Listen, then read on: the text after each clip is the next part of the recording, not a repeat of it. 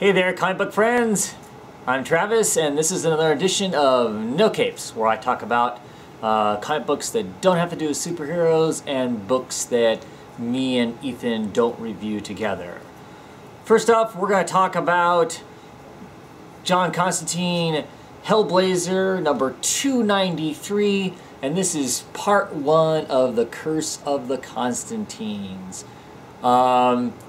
Basic setup in this is in prior issues, Constantine had promised that he would look up his sister's child that was given up for adoption. And now he hasn't done that, hasn't gone looking for him, but it looks like possibly he is coming to look for them, for Constantine. He is bothered and agitated by something, but he can't figure out what it is, and he acts quite un-Constantine-like throughout the book, but fits with the story.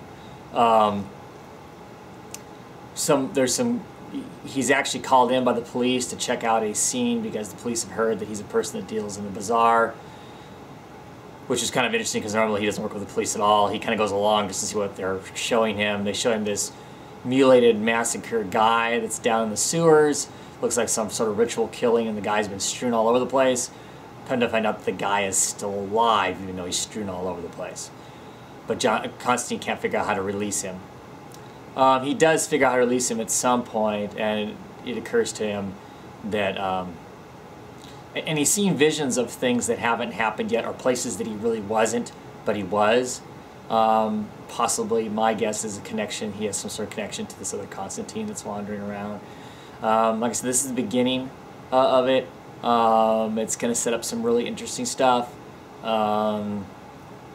It's going to be, I think, grand Hellblazer style of how badly this goes for him in the process of trying to figure this all out. I don't have a lot to say about this without really spoiling the story, and I've been trying not to talk about like this book in particular because I know lots of people are that follow this read this in trades, and so I don't want to spoil that.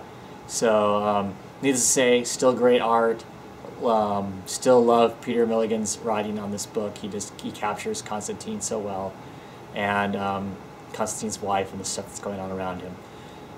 We're looking forward to this Curse of the Constantines to see where this takes us. It's going to be a long arc. I think it's 5 or 6 issues.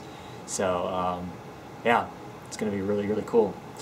Okay, next up I'm going to talk about Baltimore, DrLeviticus Remedy.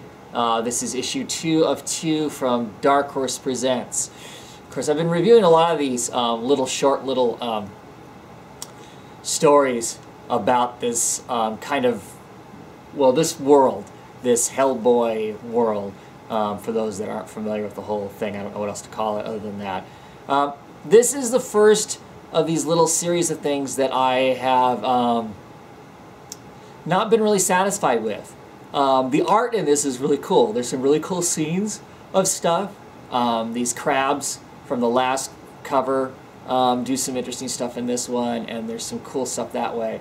But the whole main bad guy that our Lord Baltimore meets in here, and how simple the whole thing ends up being, I don't know. It seemed too pat, too easy, and too rushed to just answer the thing and be done. So I have to say this is the first of all of this type of stuff, though, that I haven't been really happy with and haven't really enjoyed.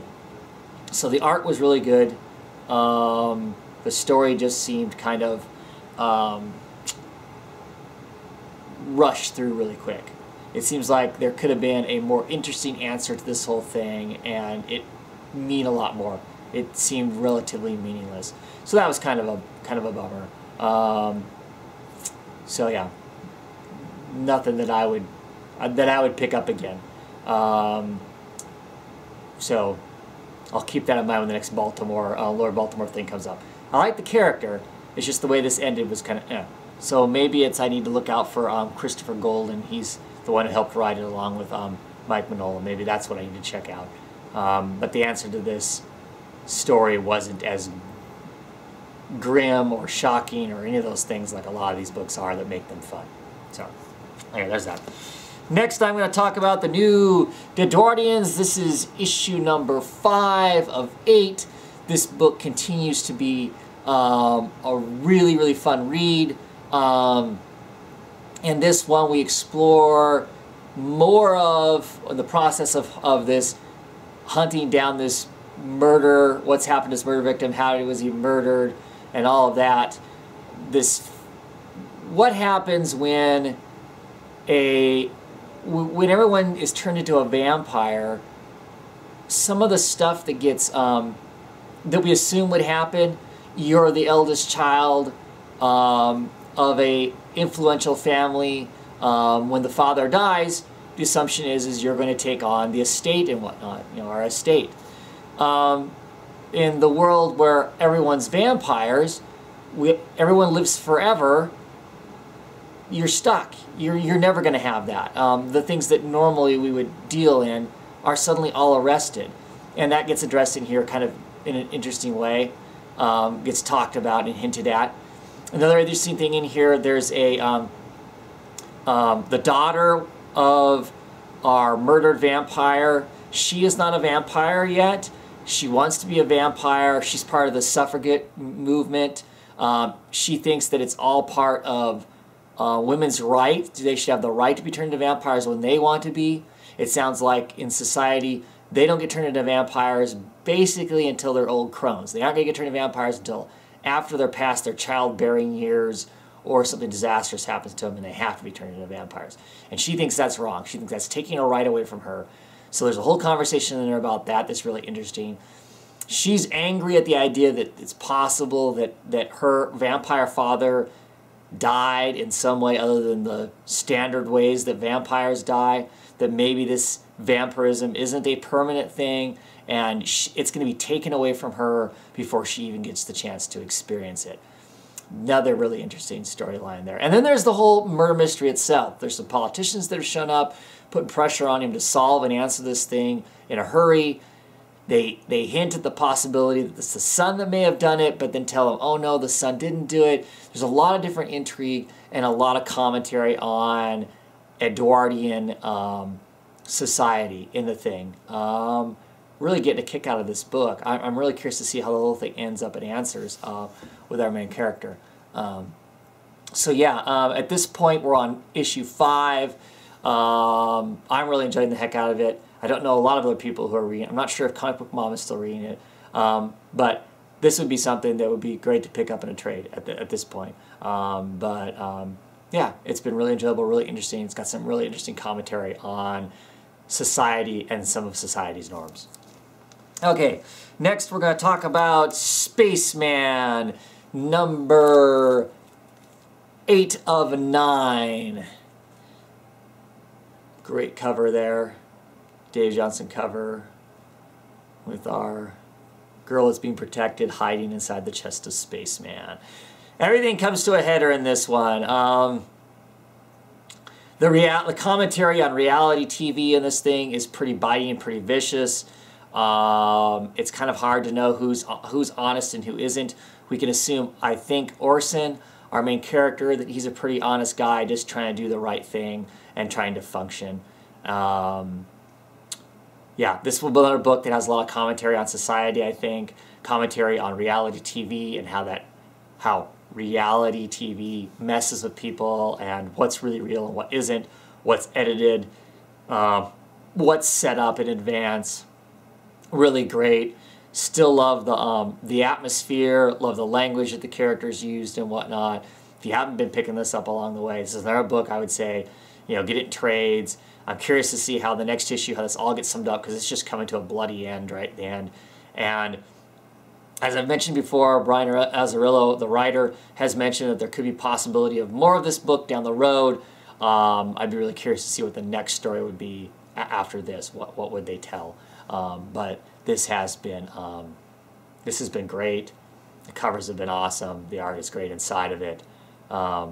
Just a lot of fun. Looking forward to next month when it ends to see how it all ends. Okay, next I'm going to talk about a book that's an older book. This is Debris #1. I picked this up because a lot of other people were talking about it. James Crowder 77, I think it's just 77, was talking about this book. I think he did a review on it. He also talked about it in the, one of the Comic Talk podcasts about this being a good book. So I figured I was ordering some other stuff. I picked this up too. Give it a read. I did enjoy it. I like the artwork. The artwork's pretty cool. I didn't realize this is actually a mini-series. I think it ends in issue 4. I noticed some solicitations when I was ordering my next set of comics. This ends at 4. I'll be picking 2 and 3 up, I believe, off of the counter somewhere. I'm not sure where I'm going to find it at, or I may have to order it as a separate order. Anyway, but I will be picking up the rest of it. It's 4 issues. There's some interesting things in this, some unanswered questions as we move forward.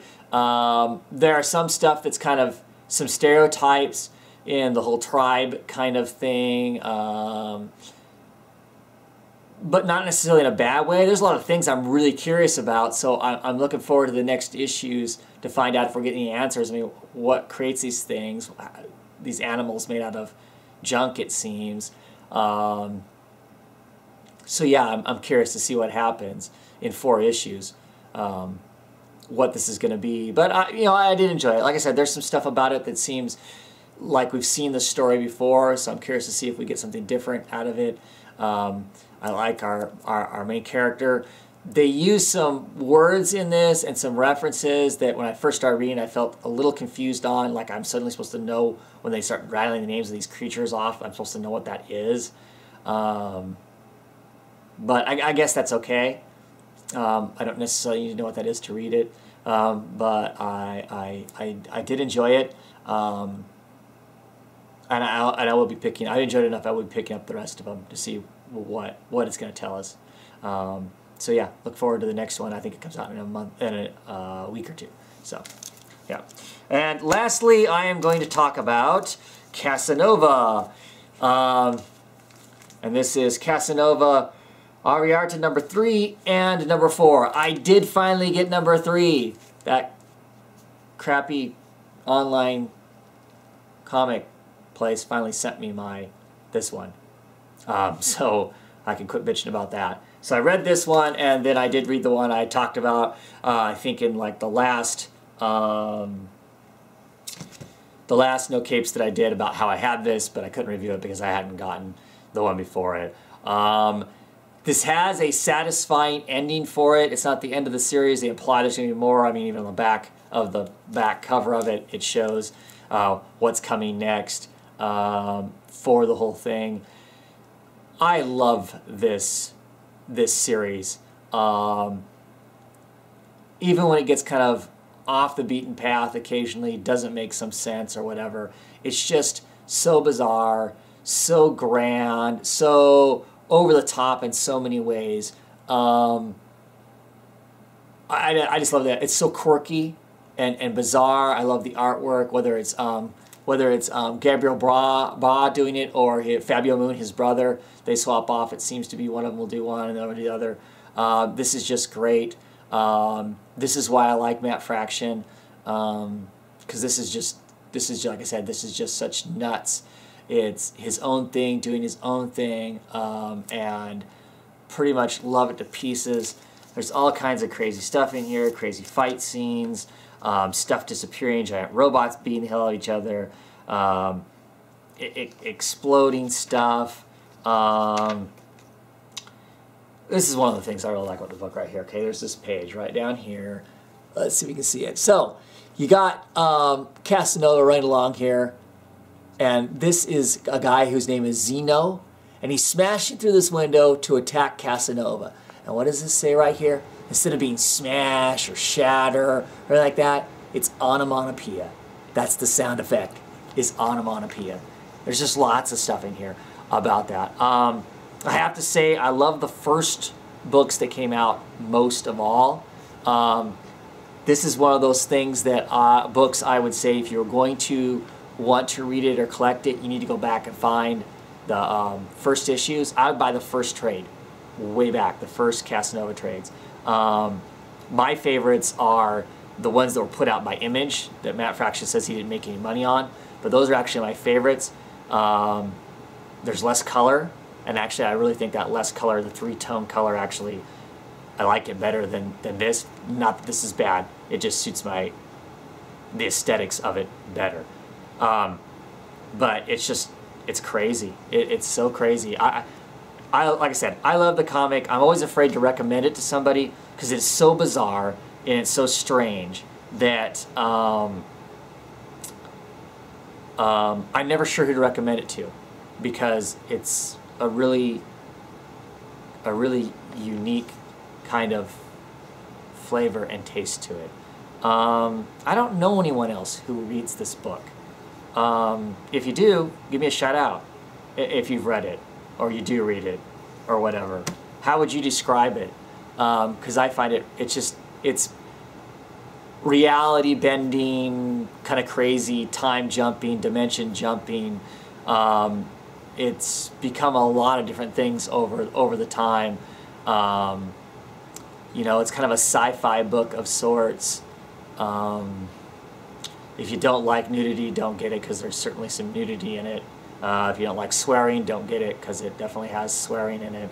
But I love the book so much. It's so stylized.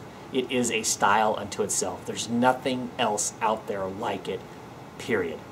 But like I said, if you're going to get it, start picking it up from the beginning. Like if you're going to pick up just the Avaritia stuff, whether in trade, which I think is out now already, or in the singles, I don't know that it's going to make a lot of sense, because this one, number 4 here, ties up a lot of loose threads that have happened from the very beginning of the book, but gives plenty of room to move forward.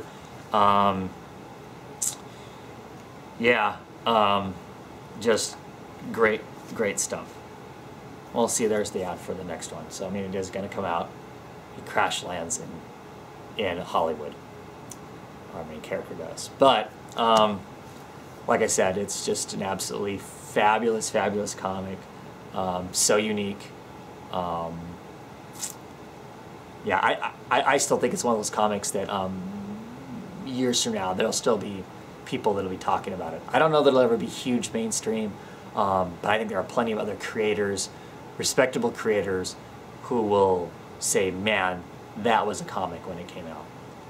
Anyway, that's it for No Cape this time. I'll see you in a couple weeks with some more No Cape. Have a good one.